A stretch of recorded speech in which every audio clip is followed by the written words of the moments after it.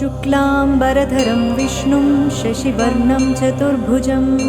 प्रसन्नवदनं ध्यायेत् सर्वविघ्नोपशान्तये। यस्य द्विरदवक्त्राद्याः पारिषद्याः परश्शतं विघ्नं निघ्नन्ति सततं विश्वक्सेनं तमाश्रये। व्यासं वसिष्ठनप्तारं शक्तेः पौत्रमकल्मषं पराशरात्मजं वन्दे शुकतातं तपोनिधिं। व्यासाय विष्णुरूपाय व्यासरूपाय विष्णवे नमो वै ब्रह्मनिधये वासिष्ठाय नमो नमः। अविकाराय शुद्धाय नित्याय परमात्मने सदैकरूपरूपाय विष्णवे सर्वजिष्णवे। यस्य स्मरणमात्रेण जन्मसंसारबन्धनात् विमुच्यते नमस्तस्मै विष्णवे प्रभविष्णवे। ॐ नमो विष्णवे प्रभविष्णवे। श्रीवैशम्पायन उवाच श्रुत्वा धर्मानशेषेण पावनानि च सर्वशः युधिष्ठिरः शान्तनवं पुनरेवाभ्यभाषत। युधिष्ठिर उवाच किमेकं दैवतं लोके किं वाप्येकं परायणं स्तुवन्तः कं कमर्चन्तः प्राप्नुयुः मानवाः शुभम्। को धर्मः सर्वधर्माणां भवतः परमो मतः किं जपन्मुच्यते जन्तुः जन्मसंसारबन्धनात्। श्रीभीष्म उवाच जगत्प्रभुं देवदेवम् अनन्तं पुरुषोत्तमं स्तुवन्नाम सहस्रेण पुरुषः सततोत्थितः। तमेव चार्चयन् नित्यं भक्त्या पुरुषमव्ययं ध्यायन् स्तुवन् नमस्यंश्च यजमानः तमेव च। अनादिनिधनं विष्णुं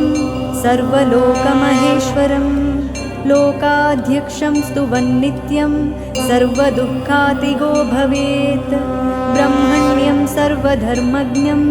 लोकानां कीर्तिवर्धनं लोकनाथं महद्भूतं सर्वभूतभवोद्भवम्। येष मे सर्वधर्माणां धर्मोऽधिकतमो मतः यद्भक्त्या पुण्डरीकाक्षं स्तवैरर्चेन्नरः सदा। परमं यो महत्तेजः परमं यो महत्तपः परमं यो महद्ब्रह्म परमं यः परायणं। पवित्राणां पवित्रं यो मङ्गलानां च मङ्गलं दैवतं देवतानां च भूतानां यो व्ययः पिता। यतः सर्वाणि भूतानि भवन्त्यादियुगागमे यस्मिंश्च प्रलयं यान्ति पुनरेव युगक्षये। तस्य लोकप्रधानस्य जगन्नाथस्य भूपते विष्णोर्नाम सहस्रं मे शृणु पापभयापहम्। यानि नामानि गौणानि विख्यातानि महात्मनः ऋषिभिः परिगीतानि तानि वक्ष्यामि भूतये। विष्णोर्नाम सहस्रस्य वेदव्यासो महान् ऋषिः छन्दोनुष्टुप् तथा देवः भगवान् देवकीसुतः। अमृतांशूद्भवो बीजं शक्तिर्देवकीनन्दनः त्रिसामा हृदयं तस्य शान्त्यर्थे विनियुज्यते। विष्णुं जिष्णुं महाविष्णुं प्रभविष्णुं महेश्वरम् अनेकरूपदैत्यान्तं नमामि पुरुषोत्तमम्। अस्य श्रीविष्णोर्दिव्यसहस्रनामस्तोत्रमहामन्त्रस्य श्रीवेदव्यासो भगवान् ऋषिः अनुष्टुप् छन्दः। श्रीमहाविष्णुः परमात्मा श्रीमन्नारायणो देवता अमृतांशूद्भवो भानुरिति बीजं देवकीनन्दनसृष्टेति शक्तिः उद्भवः क्षोभणो देव इति परमो मन्त्रः शङ्खभृन्नन्दकी चक्रीति कीलकम् शाङ्गदन्वा गदाधर इत्यस्त्रम् रथाङ्गपाणिरक्षोभ्य इति नेत्रम् त्रिसामा सामगस्सामेति कवचम् आनन्दं परब्रह्मेति योनिः ऋतुः सुदर्शनः काल इति दिग्बन्धः श्रीविश्वरूप इति ध्यानम् श्रीमहाविष्णुप्रीत्यर्थे सहस्रनामस्तोत्रजपे विनियोगः ध्यानम् क्षीरोदन्वत्प्रदेशे शुचिमणिविलसत्सैकते मौक्तिकानां माला क्लुप्तासनस्थः स्फटिकमणिनिभैः मौक्तिकैः मण्डिताङ्गः शुभ्रैरभ्रैरदभ्रैः उपरि विरचितैः मुक्तपीयूषवर्षैः आनन्दीनः पुनीयादरिनलिनगदाशङ्खपाणिः मुकुन्दः भूः पादौ यस्य नाभिः वियदसुरनिलश्चन्द्रसूर्यौ च नेत्रे कर्णावासा शिरोद्यौः मुखमपि दहनो यस्य वासोऽयमब्धिः अन्तस्थं यस्य विश्वं सुरनरखगो भोगि गन्धर्वदैत्यैः चित्रं रम्यते तं त्रिभुवनवपुषं विष्णुमीशं नमामि। ॐ नमो भगवते वासुदेवाय। शान्ताकारं भुजगशयनं पद्मनाभं सुरेशं विश्वाकारं गगनसदृशं मेघवर्णं शुभाङ्गम् लक्ष्मीकान्तं कमलनयनं योगिहृद्ध्यानगम्यं वन्दे विष्णुं भवभयहरं सर्वलोकैकनाथम् मेघश्यामं पीतकौशेयवासं श्रीवत्साङ्कं कौस्तुभोद्भासिताङ्गं पुण्योपेतं पुण्डरीकायताक्षं विष्णुं वन्दे सर्वलोकैकनाथम् नमः समस्तभूतानाम् आदिभूताय भूभृते अनेकरूपरूपाय विष्णवे प्रभविष्णवे। ॐ नमो विष्णवे प्रभविष्णवे। सशङ्खचक्रं सकिरीटकुण्डलं सपीतवस्त्रं सरसीरुहेक्षणं सहारवक्षस्थलशोभिकौस्तुभं नमामि विष्णुं शिरसा चतुर्भुजम् छायायां पारिजातस्य हेमसिंहासनोपरि आसीनमम्बुधश्यामम् आयताक्षमलङ्कृतं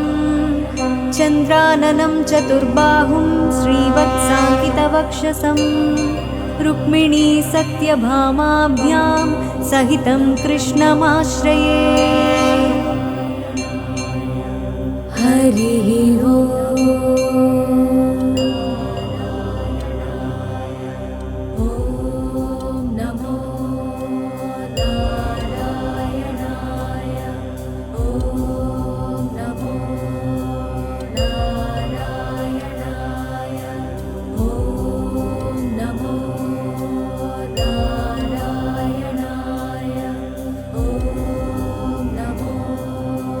विश्वं विष्णुर्वषट्कारो भूतभव्यभवत्प्रभुः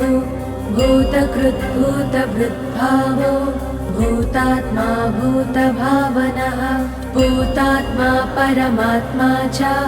मुक्तानां परमागतिः अव्ययः पुरुषः साक्षी क्षेत्रज्ञोऽक्षर एव च योगो योगविदां नेता प्रधानः पुरुषेश्वरः नारसिंहः वपुः श्रीमान् केशवः पुरुषोत्तमः सर्वशिवस्थाणुः भूतादिः निधिरव्ययः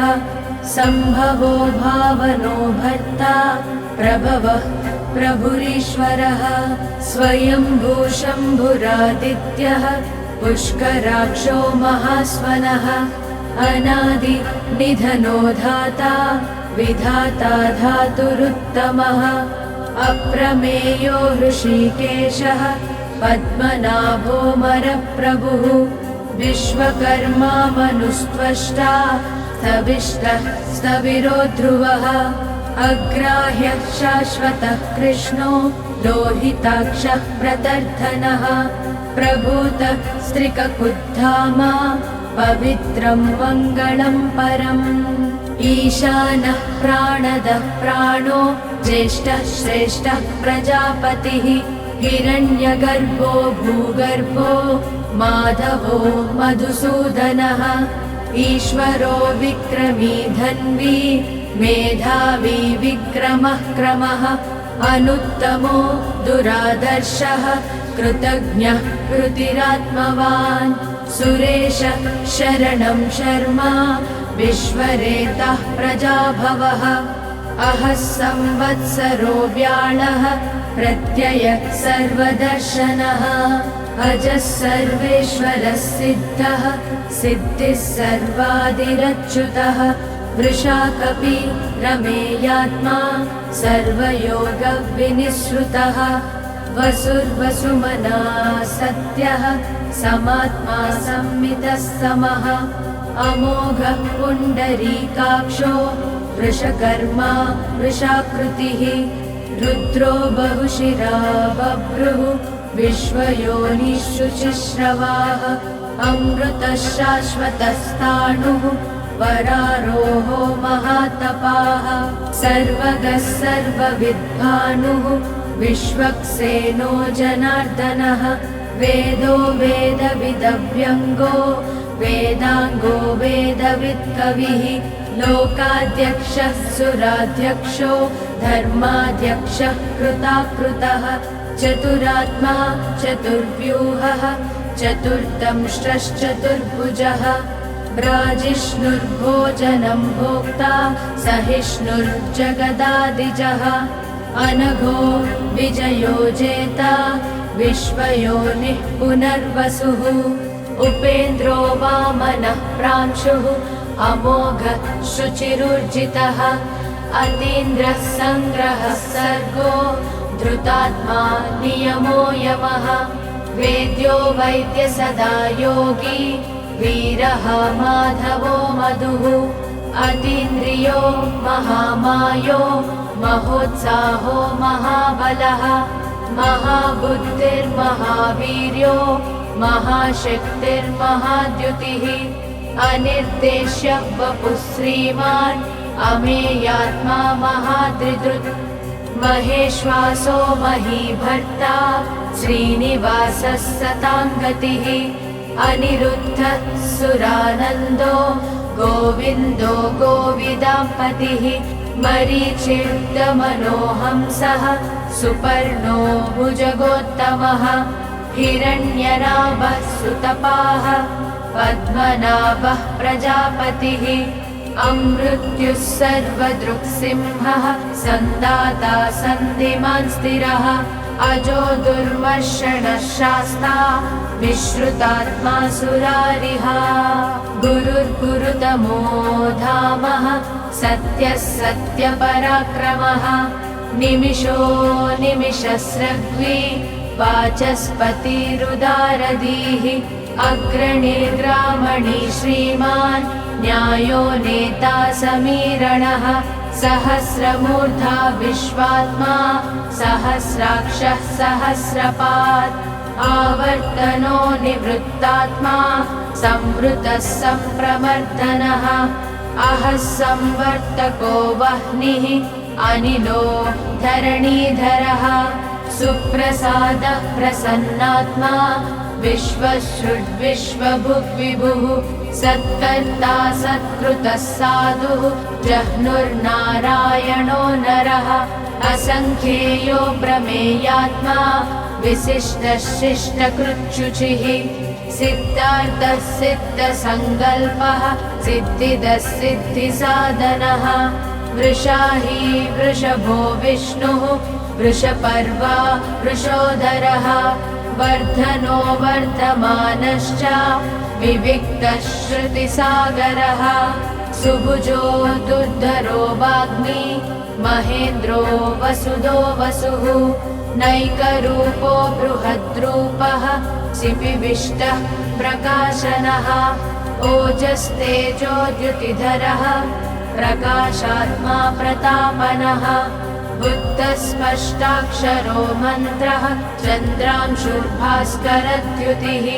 अमृतांशूर्भवो भानुः शशिबिन्दुः सुरेश्वरः औषधं जगतः सेतुः सत्यधर्मपराक्रमः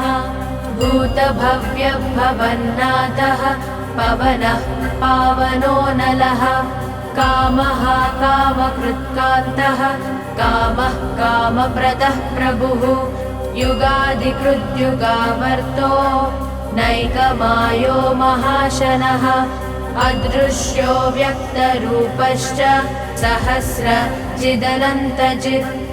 इष्टो विशिष्टशिष्टेष्टः शिखण्डी नहुषो वृषः क्रोधः क्रोधकृत्कर्ता विश्वबाहुर्महीधरः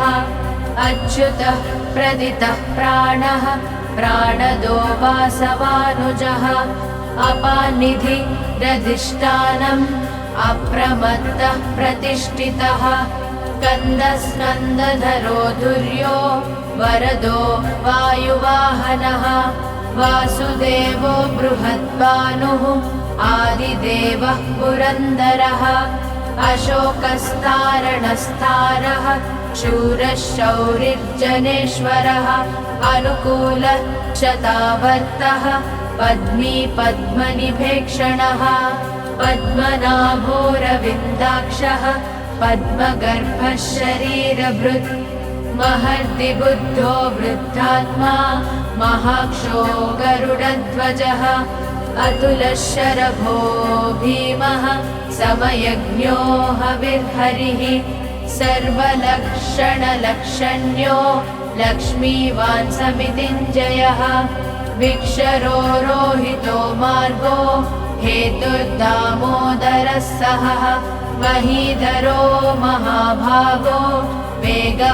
वेगवानमिताशनः उद्भवः शोभनो देवः श्रीगर्भः परमेश्वरः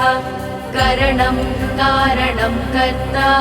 विकर्ता गहनो गुहः व्यवसायो व्यवस्थानः संस्थानस्थानदो ध्रुवः परर्तिः परमस्पष्टः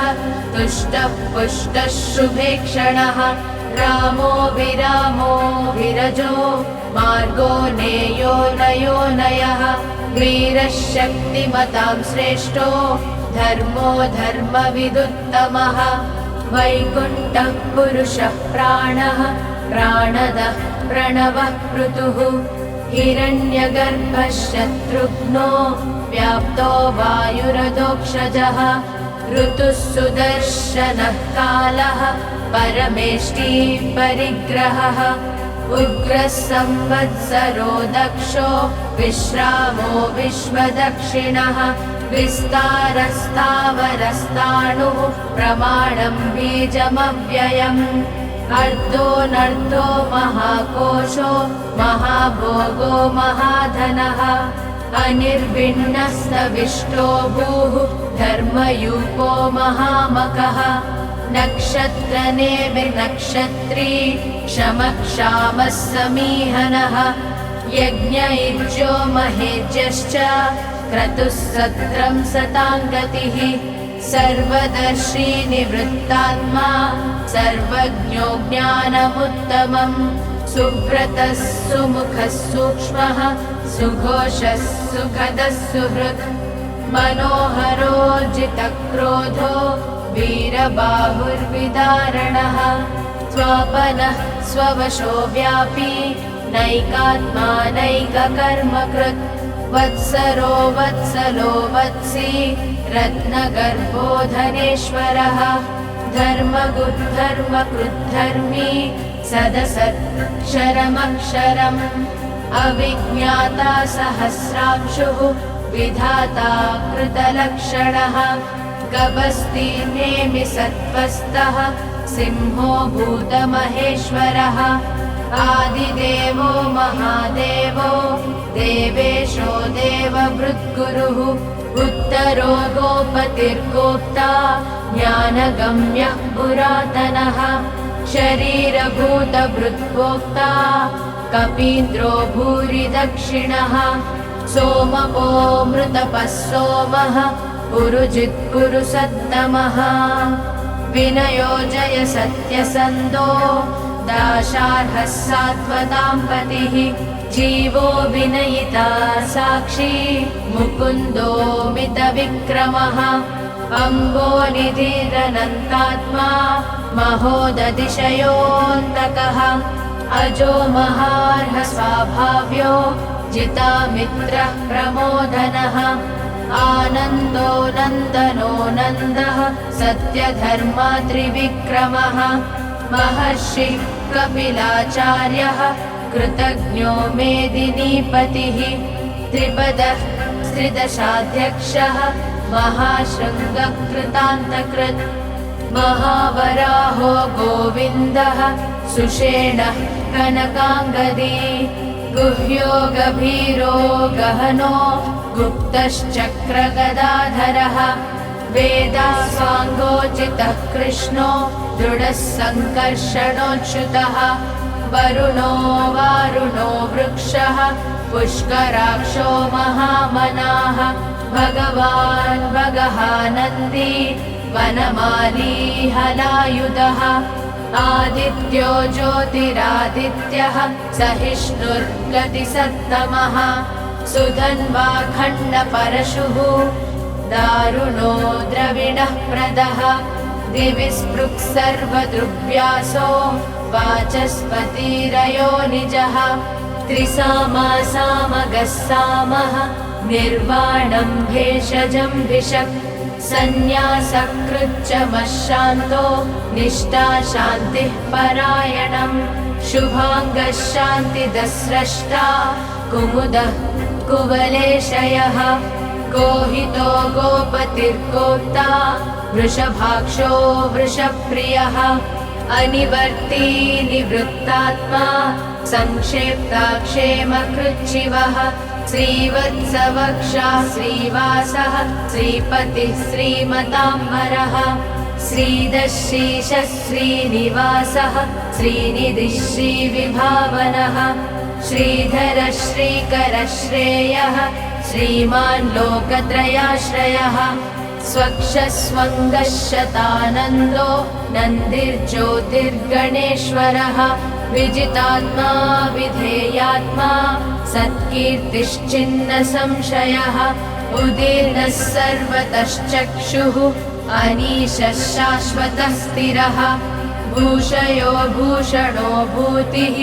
विशोकः शोकनाशनः अर्चिष्मानर्चितः कुम्भो विशुद्धात्मा विशोधनः अनिरुद्धो प्रतिरतः प्रद्युम्नो मितविक्रमः कालनेमी निहाशौरिः शूरः शूरजनेश्वरः त्रिलोकात्मा त्रिलोकेशः केशवः केशिहा हरिः कामदेवः कामपालः कामीकान्तः कृतागमः अनिर्देश्य वपुः विष्णुः वीरोऽनन्तो धनञ्जयः ब्रह्मण्यो ब्रह्मकृत् ब्रह्मा ब्रह्मा ब्रह्मा विवर्धनः ब्रह्मविद् ब्राह्मणो ब्रह्मी ब्रह्मज्ञो ब्राह्मणप्रियः महाक्रमो महाकर्मा महातेजा महोरगः महाक्रतुर्महायज्वा महायज्ञो महाहविः स्तव्यस्तव प्रियस्तोत्रम् स्तुतस्तोतारणप्रियः पूर्णः पूरयिता पुण्यः पुण्यकीर्तिरनामयः मनोजव स्तीर्थकरो वसुरेता वसुप्रदः वसुप्रदो वासुदेवो वसुर्वसुमनाहविः सद्गतिः सत्कृतिः सत्ता सद्भूतिः सत्परायणः शूरसेनो यदुश्रेष्ठः सन्निवासः सुयामुनः भूतावासो वासुदेवः सर्वासु निलयो नलः दर्पः दर्पदो दृप्तो दुर्धरोदापराजितः विश्वमूर्तिर्महामूर्तिः दीप्तमूर्तिरमूर्तिमान् अनेकमूर्तिरव्यक्तः शतमूर्तिः शताननः एको नैकः स वः कः किं यत्तत्पदमनुत्तमम् लोकबन्धुर्लोकनाथो माधवो भक्तवत्सलः सुवर्णवर्णो हेमाङ्गो वराङ्गश्चन्दनाङ्गदी वीरः विषमः शून्यो घृताशीरचलश्चलः अमानी मानदो मान्यो लोकस्वामी त्रिलोकधृत् सुमेधा मेधजो धन्यः सत्यमेधाधराधरः तेजो वृषो द्युतिधरः सर्वशस्त्रभृताम्बरः प्रग्रहो निग्रहो व्यग्रो नैकशृङ्गो गदाग्रजः चतुर्मूर्तिश्चतुर्बाहुः चतुर्व्यूहः चतुर्गतिः चतुरात्मा चतुर्भावः चतुर्वेदविदेकपात् समावर्तो निवृत्तात्मा दुर्जयो दुरतिक्रमः दुर्लभो दुर्गमो दुर्गो दुरावासो दुरारिहा शुभाङ्गो लोकसारङ्गः सुतन्तुस्तन्तुवर्धनः इन्द्रकर्मा महाकर्मा कृतकर्मा कृतागमः उद्भवः सुन्दरः सुन्दो रत्ननाभः सुलोचनः अर्को वाजसनिशृङ्गी जयन्तः सर्वविजयी सुवर्णः बिन्दुरक्षोभ्यः सर्ववागीश्वरेश्वरः महाह्रदो महागर्तो महाभूतो महानिधिः कुमुदः कुन्दरः कुन्दः पर्जन्यः पावनोऽनिलः अमृताशोऽमृतवपुः सर्वज्ञः सर्वतोमुखः सुलभः सुव्रतः सिद्धः शत्रुजित् शत्रुतापनः न्यग्रोधो दुम्बरोऽश्वत्थः चाणूरान्ध्रनिषूदनः सहस्राची सप्तजिह्वा सप्तैधा सप्तवाहनः अमूर्तिरनगोचिन्त्यो भयकृत् भयनाशनः अणुर्बृहत्कृशस्थूलो गुणभृन्निर्गुणो महान् अधृतस्वधृतस्वास्थ्यः प्राग्वंशो वंशवर्धनः भारभृत्कदितो योगी योगीशः सर्वकामदः आश्रमः श्रवणः क्षामः सुपर्णो वायुवाहनः धनुर्धरो धनुर्वेदो दण्डो दमयिता दमः अपराजितसर्वसहो नियन्ता नियमो यमः सत्त्ववान् सात्विकः सत्यः सत्यधर्मपरायणः अभिप्रायः प्रियार्होर्हः प्रियकृत्प्रीतिवर्धनः विहाय सगतिर्ज्योतिः सुरुचिर्हुतभुग्विभुः रविर्विरोचनः सूर्यः सविता रविलोचनः अनन्तो हुतभुग्भोक्ता सुखदो नैकदोऽग्रजः अनिर्विण्णः सदामर्षि लोकाधिष्ठानमद्भुतः सनातनतमः कपिलः कपिरव्ययः स्वस्तिदः स्वस्तिकृत्स्वस्ति स्वस्तिभुक् स्वस्ति दक्षिणः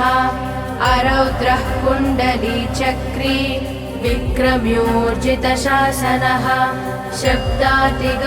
शब्दसहः शिशिरः शर्वरीकरः अक्रूरः मेषलो दक्षो दक्षिणः शमिणाम्बरः विद्वत्तमो वीतभयः पुण्यश्रवणकीर्तनः उत्तारणो दुष्कृतिः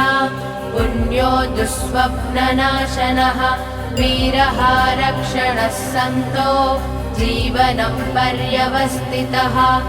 अनन्तरूपोऽनन्तश्रीः चितमन्युर्भयापहः चतुरश्रो गभीरात्मा विदिशो व्यादिशो दिशः अनादिर्भूर्भुवो लक्ष्मीः सुवीरो रुचिराङ्गदः जननो जनजन्मादिः भीमो भीमपराक्रमः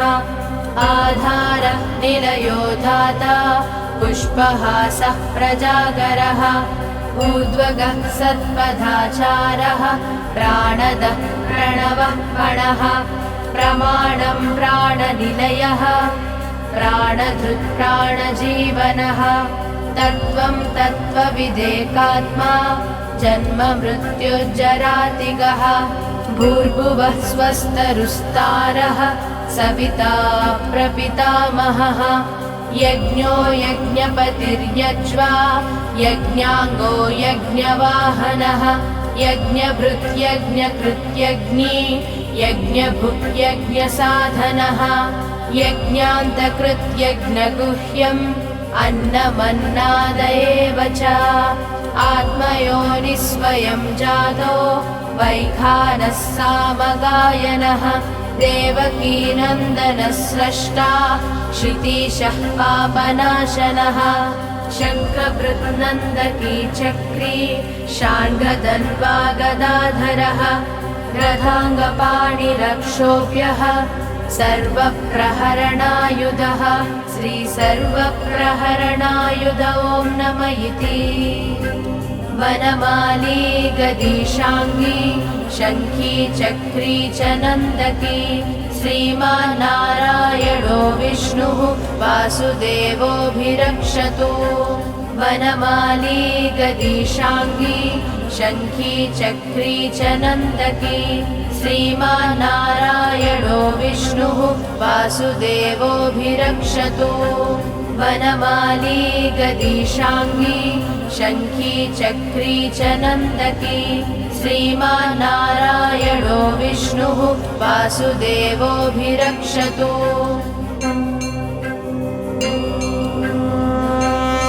इतीदं कीर्तनीयस्य केशवस्य महात्मनः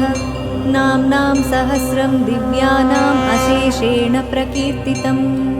य इदं शृणुयात् नित्यं यश्चापि परिकीर्तयेत्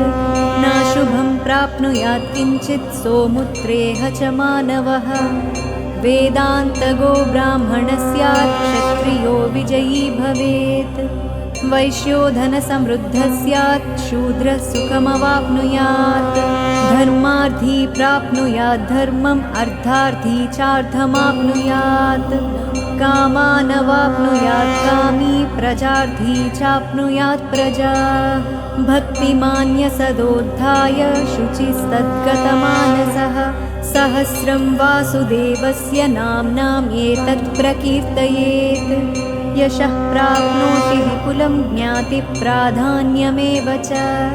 अचलां श्रियमाप्नोति श्रेयः प्राप्नोत्यनुत्तमम् न भयं क्वचिदाप्नोति वीर्यं तेजश्च विन्दति भवत्यरोगो द्युतिमान् बलरूपगुणान्वितः रोगार्तो मुच्यते रोगात् बद्धो मुच्येत बन्धनात् भयान्मुच्येत भीतस्तु मुच्येतापन्न आपदः दुर्गाण्यतितरत्याशु पुरुषः पुरुषोत्तमम् स्तुवन्नाम सहस्रेण नित्यं भक्तिसमन्वितः वासुदेवाश्रयो मर्त्यो वासुदेवपरायणः सर्वपापविशुद्धात्मा याति ब्रह्म सनातनम् न वासुदेवभक्तानाम् अशुभं विद्यते क्वचित् जन्म मृत्युजरा व्याधि भयं नैवोपजायते इमं स्तवमधीयानः श्रद्धा भक्तिसमन्वितः युज्येतात्मसुखक्षान्तिः श्रीधृतिस्मृतिकीर्तिभिः न क्रोधो न च मात्सर्यं न लोभो नाशुभामतिः भवन्ति कृतपुण्यानां भक्तानां पुरुषोत्तमे द्यौः स चन्द्रार्कनक्षत्रं खं दिशो भूर्महो दधिः वासुदेवस्य वीर्येण विधृतानि महात्मनः ससुरासुरगन्धर्वं स यक्षोरगराक्षसं जगद्वशे वर्तते दः कृष्णस्य सचराचरम् इन्द्रियाणि मनोबुद्धिः सत्त्वं तेजो बलं धृतिः वासुदेवात्मकान्याहुः क्षेत्रं क्षेत्रज्ञ एव च सर्वागमानामाचारः प्रथमं परिकल्पितः आचारः प्रभवो धर्मो धर्मस्य प्रभुरच्युतः ऋषयः पितरो देवाः महाभूतानि धातवः जङ्गमाजङ्गमं चेदं जगन्नारायणोद्भवम् योगो ज्ञानं तथा साङ्ख्यं विद्या शिल्पादिकर्म च वेदाशास्त्राणि विज्ञानम् एतत् सर्वं जनार्दनात् एको विष्णुर्महद्भूतं पृथक् भूतान्यनेकशः त्रीन् लोकान् व्याप्य भूतात्मा भुङ्क्ते विश्वभुगव्ययः इमं स्तवं भगवतो विष्णोर्व्यासेन कीर्तितं पठेद्य इच्छेत् पुरुषः श्रेयः प्राप्तुं सुखानि च विश्वेश्वरमजं देवं जगतः प्रभुमव्ययम् भजन्ति ये पुष्कराक्षं न ते यान्ति पराभवम् न ते यान्ति पराभवम् ॐ नम इति अर्जुन उवाच पद्मपत्रविशालाक्ष पद्मनाभसुरोत्तमा भक्तानामनुरक्तानां त्राता भव जनार्दन श्रीभगवानुवाच यो मां नाम सहस्रेण स्तोतुमिच्छति पाण्डव सोऽहमेकेन श्लोकेन स्तुत एव न संशय ॐ नम इति व्यास उवाच वासनात् वासुदेवस्य वासितं ते जगत्त्रयं सर्वभूतनिवासोऽसि वासुदेव नमोऽस्तु ते श्रीवासुदेव नमोऽस्तु त ॐ नम इति पार्वत्युवाच केनोपायेन लघुना विष्णोर्नाम सहस्रकम् पठ्यते पण्डितैः नित्यं श्रोतुमिच्छाम्यहं प्रभो ईश्वर उवाच श्रीराम राम रामेति रमे रामे मनोरमे सहस्रनाम तत्तुल्यं रामनाम वरानने श्रीराम राम रामेति रमे रामे मनोरमे सहस्रनाम तत्तुल्यं रामनाम वरानने श्रीराम नाम वरानन ॐ नम इति ब्रह्मोवाच नमोऽस्त्वनन्ताय सहस्रमूर्तये सहस्रपादाक्षिशिरोरुबाहवे सहस्रनाम्ने पुरुषाय शाश्वते सहस्रकोटियुगधारिणे नमः श्रीसहस्रकोटियुगधारिण ॐ नम इति सञ्जय उवाच यत्र योगेश्वरः कृष्णो यत्र पार्थो धनुर्धरः तत्र श्रीः विजयो भूतिः ध्रुवा नीतिः मतिर्मम श्रीभगवानुवाच अनन्याश्चिन्तयन्तो मां ये जनाः पर्युपासते तेषां नित्याभियुक्तानां योगक्षेमं वहाम्यहम् परित्राणाय साधूनां विनाशाय च दुष्कृतां धर्मसंस्थापनार्थाय सम्भवामि युगे युगे आर्ता विषण्णाः शिथिलाश्च भीताः घोरेषु च व्याधिषु वर्तमानाः संकीर्त्य नारायणशब्दमात्रं विमुक्तदुःखाः सुखिनो भवन्ति कायेन वाचा मनसेन्द्रियैर्वा बुद्ध्यात्मना वा प्रकृते स्वभावात् करोमि यद्यत् सकलं परस्मै नारायणायेति समर्पयामि यदक्षरपदभ्रष्टं मात्राहीनं तु यद्भवेत् तत्सर्वं क्षम्यतां देव नारायण नमोऽस्तु ते।